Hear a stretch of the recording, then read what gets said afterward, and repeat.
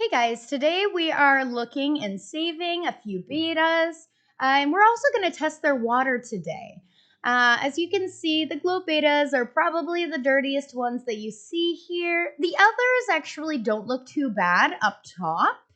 As you can see, they're actually really beautiful. They look pretty maintained. Another thing that I did see though that you're gonna see in this video is that there are some very young betta fish here. And one thing that people don't know, even though they look small and cute, and some of them are mistaken for females because they are so young, what you'll mainly see is that they will actually die a lot quicker. Because they are actually not ready to be sold. It stresses them out. And it's probably the worst thing that you can do for a young betta fish. There's one that looks pretty young.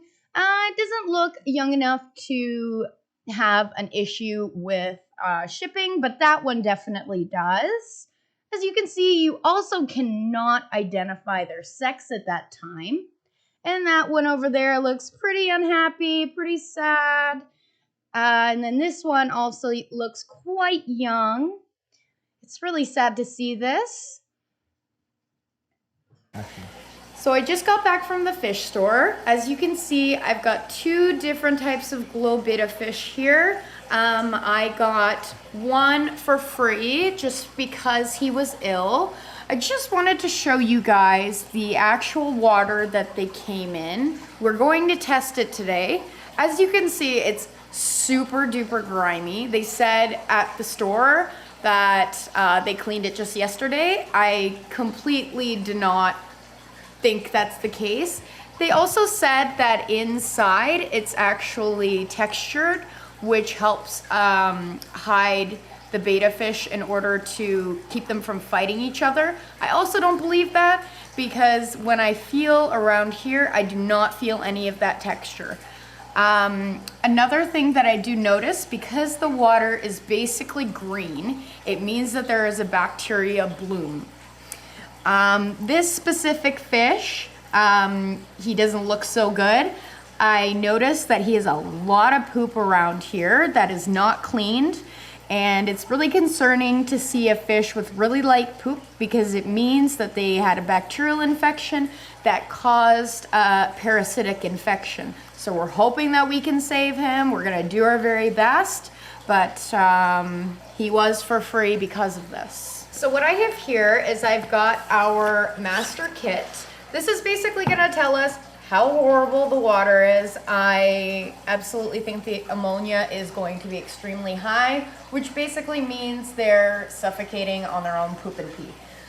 So I'm going to use a pipette and then clean it thoroughly right after so I can use it in the other one. I'm gonna start with this guy because he looks the worst. So I'm gonna start by taking the pipette and taking all of that gross water and putting it in here.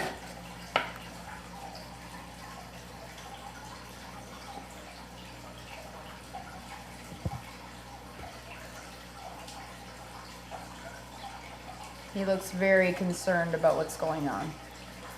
All right, so that I've taken all of this yucky water. So basically the first thing that we're gonna do is we're gonna take these bottles. It actually says right on top of them what you need to do, which is awesome.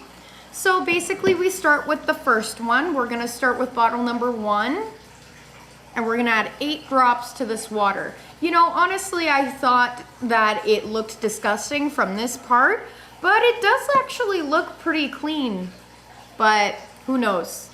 We're gonna check and see.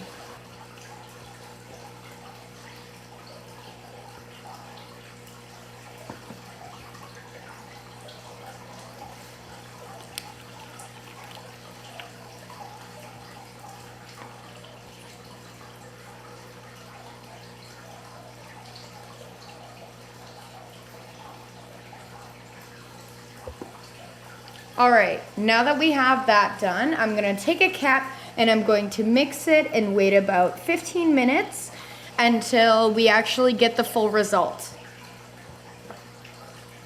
So I'll be super honest with you guys. I was actually not expecting the water to be at a decent quality. So it actually came to around 0.50 ppm, which is actually pretty good for a fish. It means that probably they haven't been cleaned in about 5-ish days, but it is actually very harmful to this type of fish, especially in a small bowl like this.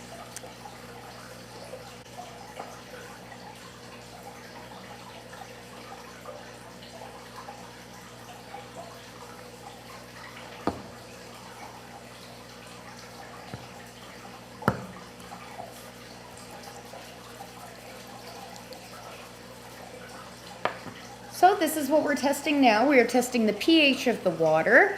From what I see here, it is at a 7.6, so that is pretty bad for a fish, especially for a betta fish. It's not supposed to be this acidic. Basically, that means that the fish has a good chance of actually getting burnt from their water. It can cause a lot of problems with their fins. It basically is acid on their fins. So next thing that I'm gonna start with is the high range pH. Basically, it's just to show if it's even worse, or it's also used for cichlids instead of something like betta fish, just because there's lots of different fish that actually require different types of pH. So the first thing that we're gonna do is we're gonna go in and add 5. Blood red. And put the cap on and give it a shake.